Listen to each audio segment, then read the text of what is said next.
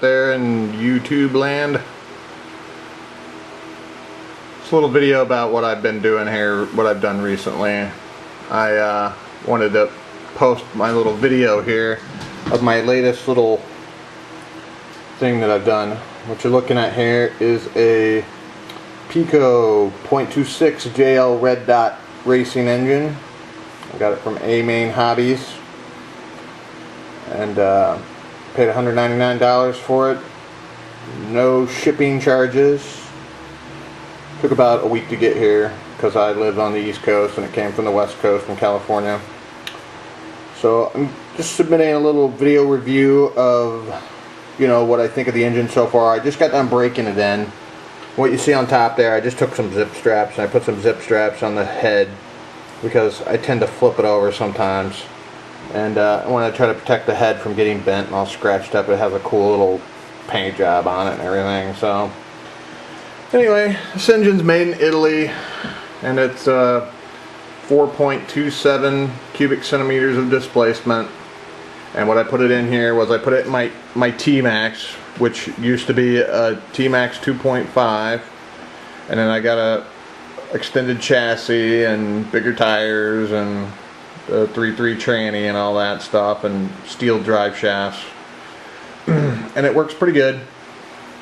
It's got a lot of power, and like I said, I've just run about 7 tanks through it so far, and it's it hasn't really completely come alive, but it is running really good. Some pitfalls to be warned about if you're going to try to attempt to do the same thing is that Picco has their own little engine mount. As you can see, I had to modify it because it was garbage, complete garbage. I put the engine mount screws through and it seemed fine. I went out and drove it. I was still in the break-in process, and I was in the full throttle break-in part of the break-in process, and the engine just came loose. Just slid around in there. Two of the screws just fell out. 2 of them were loose, and the engine kind of ground off my spur gear, which I'm running a 22 tooth and a 54 tooth spur gear. If you can see down in there, it's kind of gearing down the gear ratio for top speed because all this extra power, I don't want it to tear the transmission up and twist the drive lines up and stuff, so or the drive shaft. So I just geared it, got the gear ratio down for top speed. It hauls butt, I'll tell you what. Even though the engine hasn't completely come alive, you have to get about a gallon through these things and then they really wake up. This resonator works good on it from Traxxas. Everything just bolts right on. I'm lazy. I use the Easy Start. It came with a pull start. I'm probably going to end up going with a pull start eventually, but I just kind of like the Easy Start. People bash the Easy Start, but like everything, it's going to need maintenance. So if you don't take care of it, it's going to fall apart and it's going to be garbage. But I mean, if you do what you're supposed to do and tear it apart and clean the bearing out and oil the bearing with some 30 weight every couple gallons and clean out the back plate, it'll last, it'll work. I mean, this is the same Easy Start I've had since the 2.5 engine, and it still works. I've had to put a new one-way bearing in the back, but it bolts right onto this Picco engine. It starts it right up. One of the things you could do is just prime it up first. If you want to eliminate wear, prime your engine first. You just take the tube off the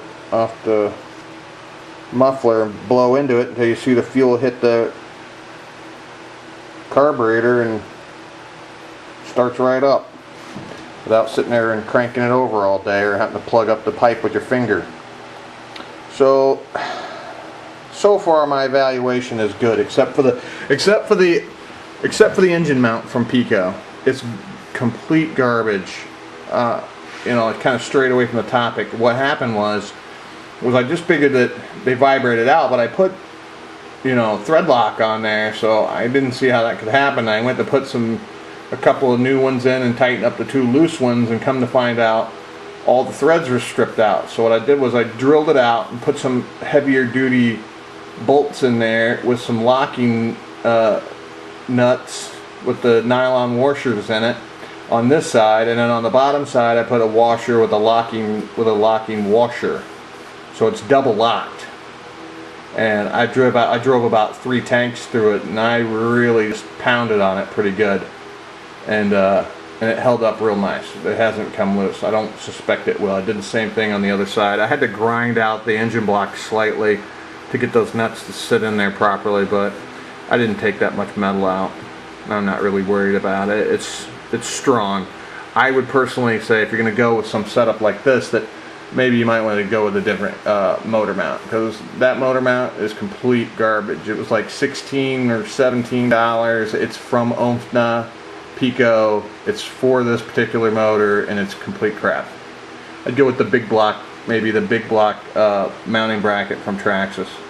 I mean, I had the same mounting bracket on my 2.5. I swapped it over on my 3.3. I never had any problems with it or stripping out, and I took that engine out a dozen times.